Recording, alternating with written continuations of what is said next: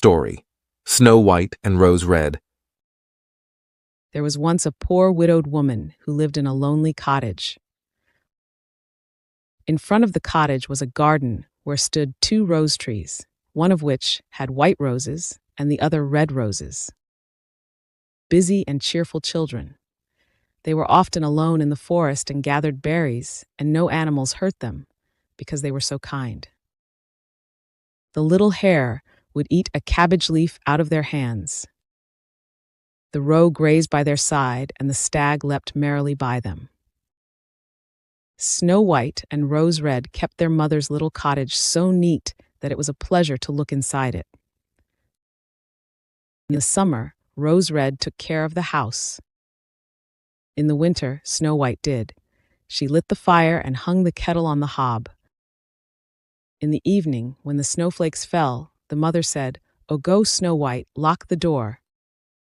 And then they sat round the fireplace, and the mother took her glasses and read out of a book, and the two girls listened as they sat and spun. One evening, as they were sitting comfortably together, someone knocked at the door. The mother said, "Oh, quick, Rose Red, open the door. It must be a traveler who is seeking shelter." Rose Red opened the door, and there was a bear that stuck his big head in the door. Rose Red screamed and jumped back, and Snow White hid herself behind her mother's bed. But the bear began to talk and said, "Do not be afraid. I will do you no harm.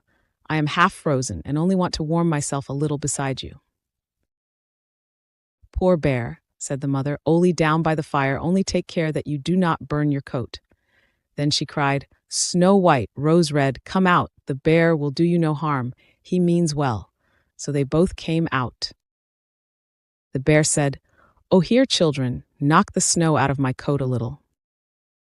So they brought the broom and swept the bear's fur clean, and he stretched himself by the fire and growled contentedly. And soon the bear became a friend. They tugged his hair with their hands, put their feet upon his back, and rolled him about.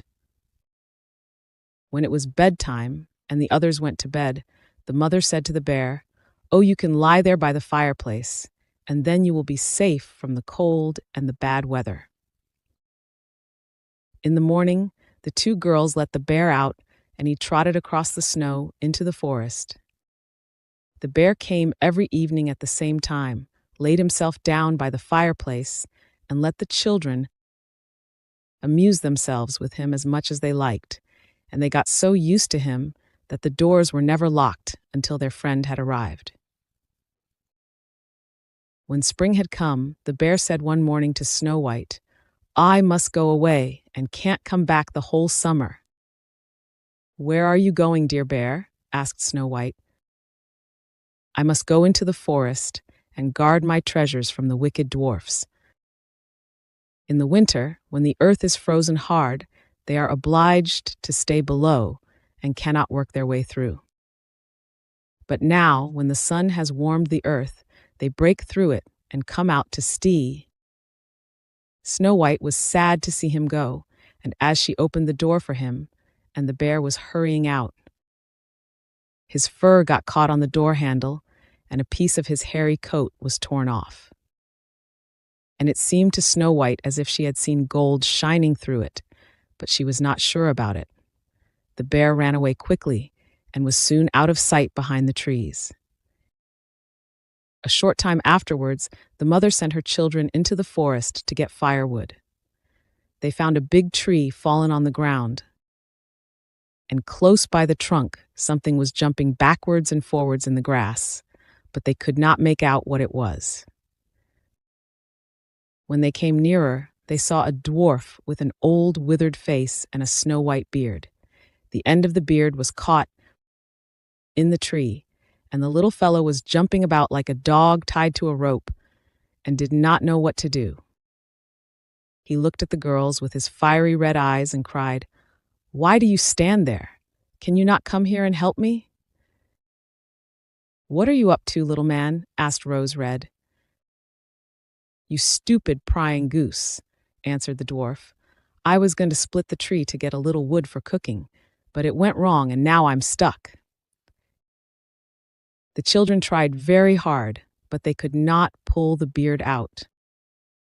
I will run and fetch someone, said Rose Red. You senseless goose, snarled the dwarf. Don't be impatient, said Snow White. Oh, I will help you. And she pulled her scissors out of her pocket and cut off the end of the beard. As soon as the dwarf was free, he grabbed a bag which was full of gold and grumbled to himself, "To cut off a piece of my fine beard. Bad luck to you." And then he swung the bag upon his back and went off without even once looking at the children. Some time afterwards, Snow White and Rose Red went to catch fish. As they came near the brook, they saw something like a large grasshopper jumping towards the water. They ran to it and found it was the dwarf. "Where are you going?" said Rose Red. "You surely don't want to go into the water?" "I am not such a fool," cried the dwarf. "Don't you see that the fish wants to pull me in?" You're right. The little man had been sitting there fishing, and unluckily the wind had tangled up his beard with the fishing line. A moment later, a big fish made a bite. The fish kept the upper hand and pulled the dwarf towards him. He held on, but it was of little good, for he was forced to follow the movements of the fish and was in urgent danger of being dragged into the water.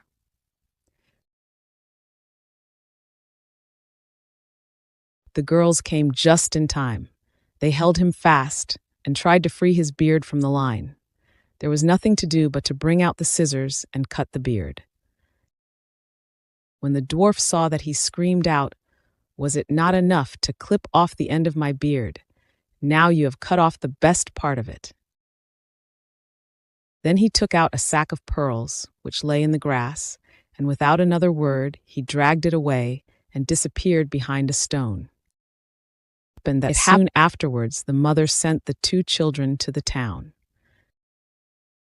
They noticed a large bird hovering in the air, flying slowly round and round above them. It sank lower and lower, and at last settled near a rock not far away. Immediately they heard a loud cry. They saw with horror that the eagle had seized their old acquaintance, the dwarf, and was going to carry him off.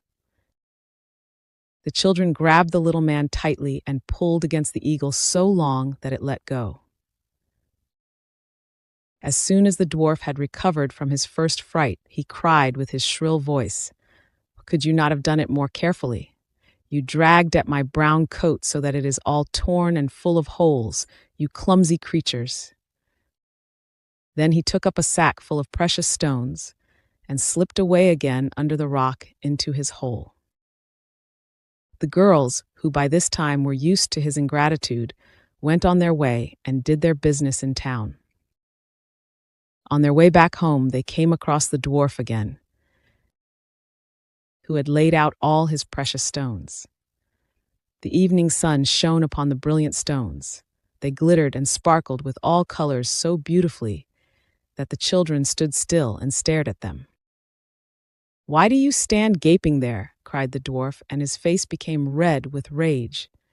He was still cursing when a loud growling was heard, and a bear came trotting towards them out of the forest. The dwarf sprang up in a fright, but he could not reach his cave, for the bear was already close. Then he cried, "Dear Mr. Bear, spare me. I will give you all my treasures. Look, the beautiful jewels lying there. Come, take these two girls. For mercy's sake, eat them." The bear ignored the dwarf and slapped the creature with his paw. The dwarf flew through the air and was never seen again. The girls had run away, but the bear called to them, "O Snow White and Rose Red, do not be afraid." Then they recognized his voice and waited. And when he came up to them, suddenly his bearskin fell off, and he stood there, a handsome man clothed all in gold. "I'm a king's son," he said, "and I was bewitched by that wicked dwarf who had stolen my treasures. I have had to run about the forest as a savage bear until I was freed." Snow White married him, and Rose Red married his brother, and they divided between them the great treasure which the dwarf had gathered in his cave. The old mother lived peacefully and happily with her children for many years. She took the 2 rose trees with her, and they stood before her window, and every year bore the most beautiful roses, white and red.